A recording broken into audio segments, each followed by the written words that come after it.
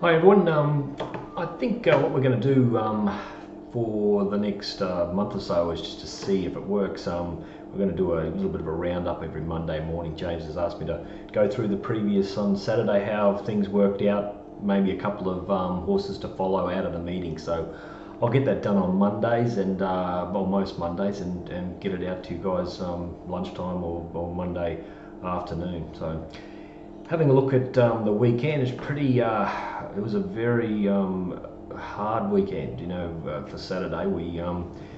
I think the horses we backed were just extremely unlucky, especially late in the meeting when we started to play, and horses were 4 and 5 wide, some of them, and running second and heavily backed, and we were just unlucky. The track did play off. Late in the day especially, which did help a couple of our horses that were caught wide, but it was ridiculous how wide they were. You needed to be probably midfield, too wide, and then coming out mid-track in the straight. Whereas if you're 4 and 5 wide working and then coming mid-track, you just had no petrol left. So that's what happened to us. But getting back to Saturday. First race was a non-event, it was a staying event. Second race, we were tipping Astro Boy Toy pretty short. We had them around about the $1.30 mark in our markets.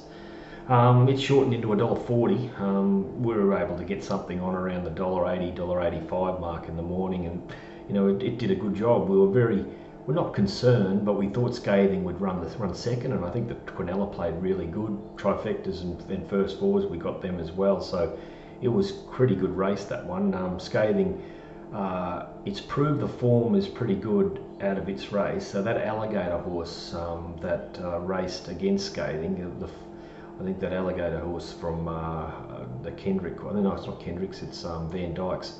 I think it'll go really good, this preparation. But Astro Boy Toy did it good.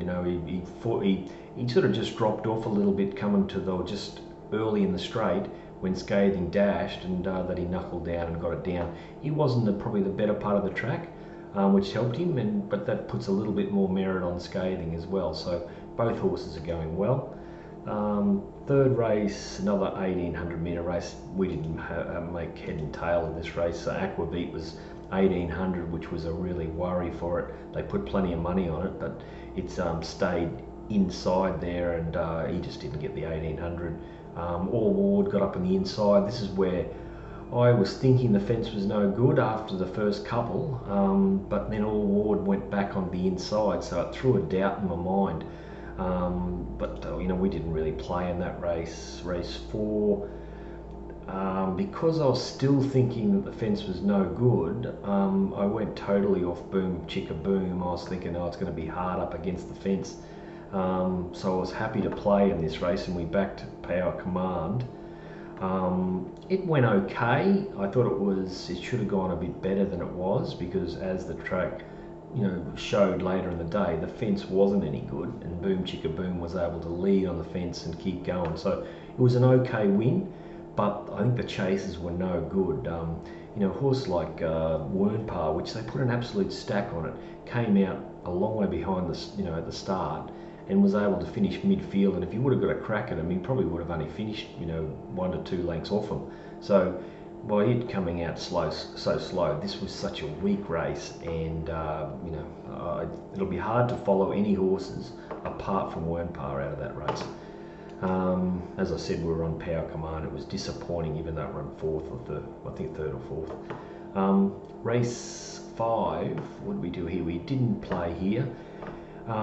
Again, we should have been pushing towards the outside, being the best part of the track, which we were trying to hold, but Boom Chicka Boom stuffed us.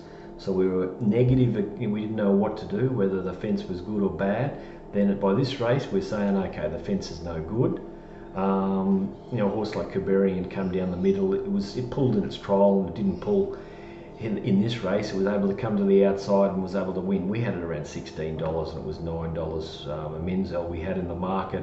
It stayed on the fence. The fence was no good, and I can't blame Griffin, just because we were in a quandary how the track was playing. So, but he was just in the worst part.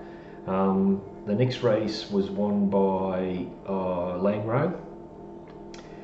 I'm thinking the fence is no good, and Langro had one gate, so I dropped off it. I think we had it about fourth pick in the market, and I thought, oh well, it can't win. We've got to back something like what was the horse down the bottom? I thought had a hope. No, not Saxton Rock. No, Paraines, a little hope. Paraines. Oh, Male Escort. I was trying to give it a hope. Now it ran on good, hit the line good, but Langro went like a bomb. You know, it was. It stayed on the fence. It led. I didn't think it'd lead. I thought it'd be about third on the fence, but he was able to just tear away from him. So it's the horse to follow, Langro, because it was in the worst part of the track, and it just kicked him. So straight after this race, I'm thinking negative again. I'm thinking, wow, fence is okay. So I've just got to completely clear my mind and say that the fence is okay. So we come to Galtiro, and so I'm thinking, okay, well, he'll come across and sit second. You know, a horse like Twilighter, which they put a stack of money on, I thought it was the danger. That's how we put it in the audio. So we backed Galtiro and Twilighter. Now, Galtiro was one of these horses that were 4 deep the trip. The kid, you know, he didn't really do a hell of a lot wrong. He was a bit of a victim, but he had to make a decision. When he half went forward and then they kicked up on the inside of him, he was 3 and 4 wide, and then he didn't know what to do after that. So he just had to make a decision, and he didn't do it. So, you know, the horse went all right still. Twilighter come down the better part of the track. I thought he was going to get the eventual winner, Polemic, but they went fairly hard in this race, and the horses had to run on. I just thought he might have peaked on his run, Twilighter, but he was second up from the spell, I think. So he will take improvement. But as I said, he was advantaged by the way the race was run. The next race, we were keen on Alaskan Sun and Albert's No Pussy. We were happy to back those two. I really thought that Alaskan Sun, you know, he didn't slaughter it because he come out wide, he come out slow, but geez, he made a long run. He did, you know, Ryan Maloney, I don't bag him at all, but I think he made a couple of big errors here. He went forward, and then he said, oh, I'm just going to keep going here now, and just kept going 4 and 5 wide and worked, and then lost a bit of ground on the corner as they straightened, and then he just kept coming again and was only beaten about a half a length. So, you know, it was around about $8, and it started 3.40, so we were on the ground after that race. Albert's No Pussy was disappointing. On the corner, I thought it would have won for sure, and loomed up and just battled away. Fratellino, you know, half the reason why we're on the ground is we had a good bet on Fratellino on Wednesday at Ipswich. We thought this was its race, and he just gave up in the straight. Comes out in this race, went good, sat on the speed and just kept on going. So, you know, I don't know how he turned that run around. It was just unbelievable. But so after that race, we're backing horses that are 8s into 3.40 and all this sort of stuff, and should have been winning, and we're on the ground completely. Then we come to the last, and we were very keen on Freddie Foxtrot. Thought it was hard to beat. We tipped it in the morning, was 3.80. Started 2.20. It started, and he's gone 3 and 4 wide the trip again, and just loomed up and just died the last little bit. But we were lucky enough to have something on the winner, River Racer. We tipped it, our second pick in the audio. We thought it's the only horse can knock off this one, because it's going to come in the right part of the track.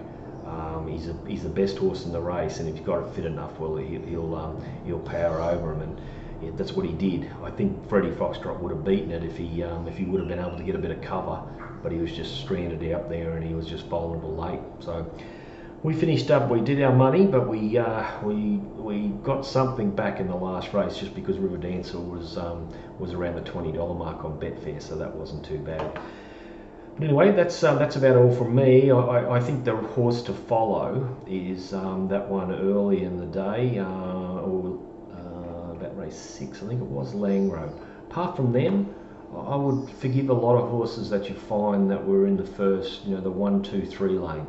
if they're in that area and they didn't go that bad, forgive them for the run. I think horses out wide were very much advantaged, just depending on the speed of the race.